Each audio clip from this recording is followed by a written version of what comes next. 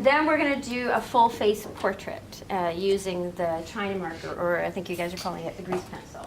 So that way you guys kind of learn the way that I draw, and you can take it or leave it after.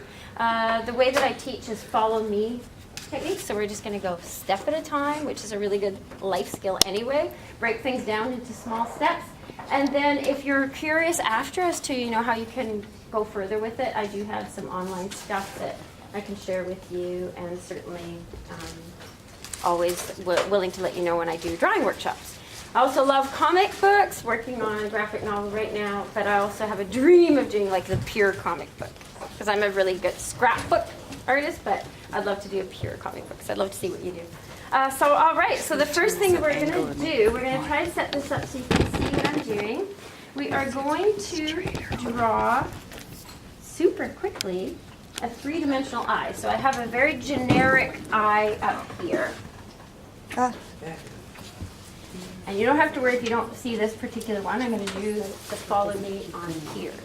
So what we're going to do is take a look at, instead of thinking, oh my goodness, I'm going to draw a realistic eye and I'm going to do little details and slowly build it up, we're going to do sort of these big sweeps of shading first. And we're not going to use the eraser as a fix-it tool. So if you have an eraser, put it aside for now. Don't hold on to it as a crutch. It's going to actually be used to draw light out of the eye. So does everybody have this little dry, just a black, or it can be dark blue, dry pastel, kind of soft, charcoal-y thingy? Everybody have one? You can test it on your paper a little bit. And does it kind of have the ability to shade like that? That's what I want you to do. Use some kind of charcoal that has that ability to shade. Okay. I'm not sure what we can do now. It's your right-handed, right? I can go around and kind of. Don't worry too much about the projection. People can follow along. I'll just follow. It's pretty good. This room is pretty good for that. So what we're going to do is, you guys have already, how many classes have you done now with this drawing? 9? Yeah. Almost at 10, 9. Okay, so it's not your first day, so we're not all shaking in our boots. Right, oh, no. Okay. So I don't want to be, I do work with like a lot of kids, like youth that are real potty mouth, so I apologize in advance if I swear. I know, like, this is an academic setting. Yeah, and I'm not used to academic settings where everybody pays attention. So if I swear, just ignore. But but one thing is, I don't want you to be chicken shit when you're drawing today, meaning getting really tiny, because we're worried about, somebody seeing what you're doing. So I want you to go quite big, and we all have the same size paper. So the first thing we're going to do is we're going to focus only on the lights and darks. In the lighting in this room is hard to see, but if you were outside and you're looking at somebody's face, you would notice that the brow line, no matter what shape your face is, the brow line tends to create a shadow along the top. And then the light is captured in that lower lid. We can kind of see the width of the skin, right, and the lower lid. So we're going to just pay attention to the upper lid first. That's it for now. So what we're going to do is just do a nice sweep on our sheet of just the upper lid line. We're just going along the upper lid line right here. We're going to totally ignore the lower lid for now. So resist any temptation to go further and forward and start sketching in. I just want to show you this really quick technique. And so the next thing we're going to do is draw in the iris that's tucked in under the eyelid. And at first it's going to look pretty flat, our drawing, but I'm going to show you how to really bring out the 3 dimensions. So for now, it's a very sort of generic, cartoony eye that we're drawing. And then the next thing we're just going to build up is the little pupil in the center. So let's draw a circle inside the eye here and color that in black. And that black will be used as a little technique to shade with. We're going to get our fingers quite dirty in this, which is kind of fun.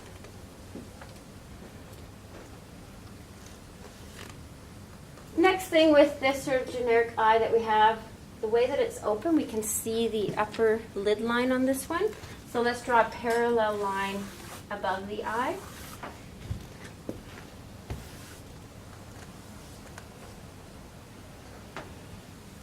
And then we also see the inner corner of the eye here. So let's just do a little backwards C, letter C, right there. So right now this looks pretty dull and boring, but you know, it's an eyeball if you looked at it. So what I want you to do now is, using just your kind of pinky finger, your little finger, draw out to create the illusion of an iris, like that muscle that opens and closes the pupil. I'm going to pull out from the center of the pupil just a little starburst using my finger. So you're using the material that's already on the paper, using the charcoal, and just pulling out kind of a starburst shape from the pupil, just to give the illusion of that iris muscle. You can also rub the pupil a little bit to make that pupil nice and dark black, and then just pull out a little starburst from the center. So that's just a quick way to quickly start building up this eyeball, and I want that pupil super black.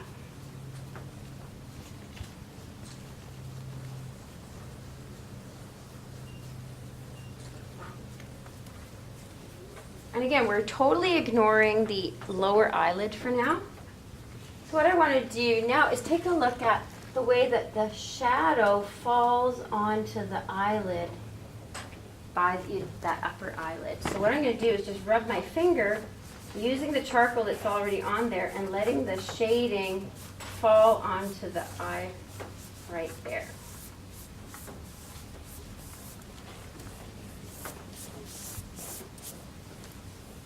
So we're just quickly kind of preparing the ground to build up the three-dimensional looking eye.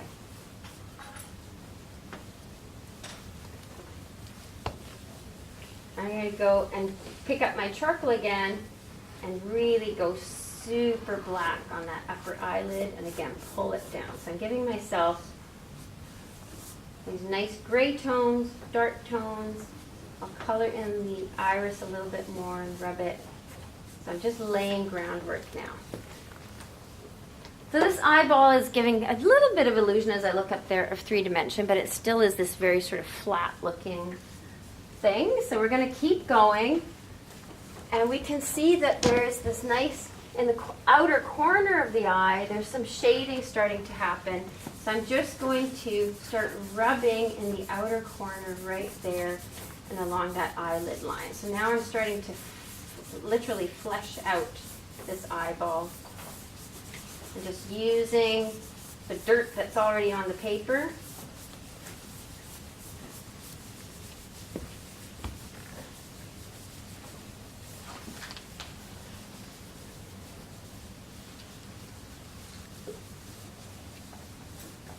And then one thing about the eye, the reason that a lot of people in our school have to take anatomy, like human anatomy, is because we have to kind of understand what's going on underneath.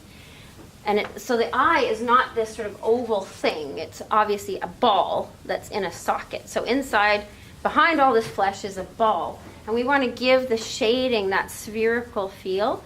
And so instead of in this detail getting into shading on the outer and inner corner, just start to rub whatever the dirt is already, the eyeball that's underneath the eye there. So you see I haven't added any charcoal. I'm just kind of cleaning my fingers by rubbing the paper to create that eyeball that's tucked in underneath. And you can see that in the outer and inner corners, there's a natural round shading happening in the eye right there.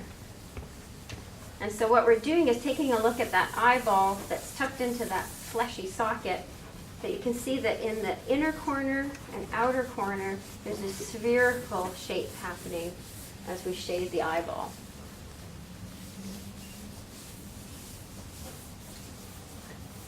And so that way we're kind of paying attention to what's going on in the anatomy of the eye. And now I want to really exaggerate that by adding shading in the inner corner around the tear duct, and a little triangulated shading in the outer corner along that sphere. So you can see how I'm kind of following the natural curve that we did with that shading, and then rub that a little bit to really flesh that out and make it more fleshy, and I connect that with the shadow underneath the eyelid. So you're just kind of sculpting. Drawing with charcoal is wonderful because it's more of a sculpting tool than a drawing tool, I find. So you can see how we've built up this shadow, the sphere, so we've paid attention to the fact that the eyeball is round. We can exaggerate a little bit more right there as we go into the iris and let that shadow fall onto the iris. And so as you see, we've totally still ignored the lower eyelid, but it's slowly developing something here. You can also see that if you look at people, especially in the morning, and there's like this dark ring under their eyes, is because of that eyeball socket underneath here. And the more we rub, the more we kind of clean our fingers off. So now, let's start to gently, gently, gently, not dark at all.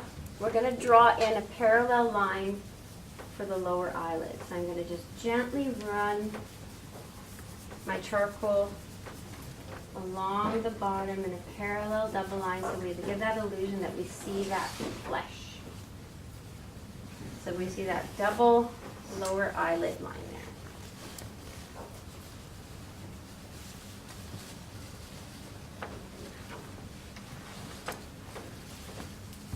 And then we can go a little bit more dark on the parallel upper eyelid, and again, rub that in to make it fleshy.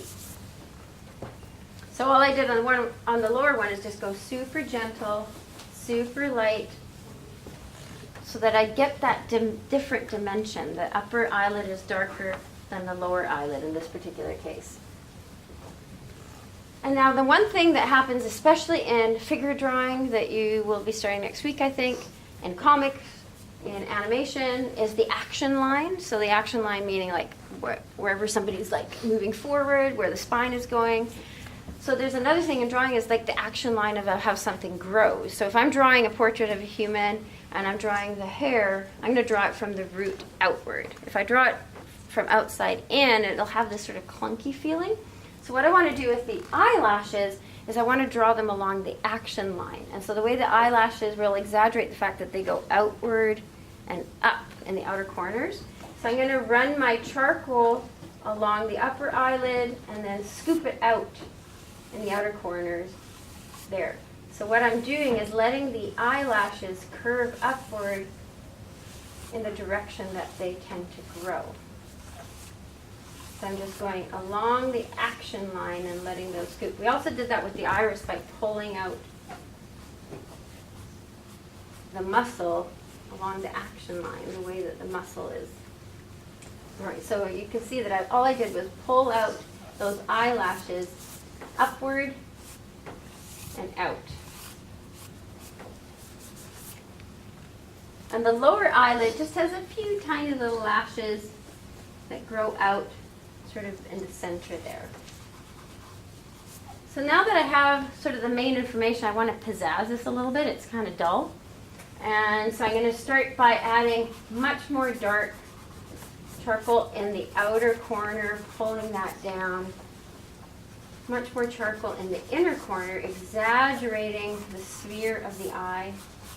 Much more charcoal underneath the upper eyelid. Before I get into using my eraser as a tool, I can also pull down the gray in the iris a little bit downward. So we're building these areas of lights and darks. You can even like rub your dirty finger along that inner corner of the eye, so the bag around the eye. And so now what we want to do using the eraser, and make sure your pupil is nice and dark.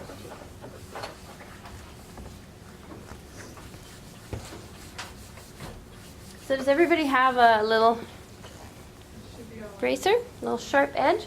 So this is a great little tool. You can take the plastic off the outside. And usually what I do is when I'm going to use an eraser to draw with, I cut it so that I have these sharp little angles. And what we want to do now is sort of start to pull out the light a little bit, the reflections that are happening in the eye. So, do you know what that little dot in the eye? Usually we have a little white dot in the eye to show the shine. What's that one called? Do you call it anything? I call it a highlight. So like in animation, it's the highlight. Does anybody watch Ren and Stimpy? Yeah. Yeah. For those of you that are old enough to know Ren and Stimpy, there's a particular episode where he loses his son, but his son is actually a fart. But he thinks it's his son. And so the animators, so usually if you look at a cartoon, there's that one dot in the eye to show that the eye is shiny. But instead of animating individual tears when he gets sad, when he loses his son, they just put 2 more dots. So he's got 3 dots in his eyes, and we just interpret that as a very wet eye. Great little technique. And so what we want to do is pull out a highlight to make this eye look shiny, because right now this is kind of dull and boring.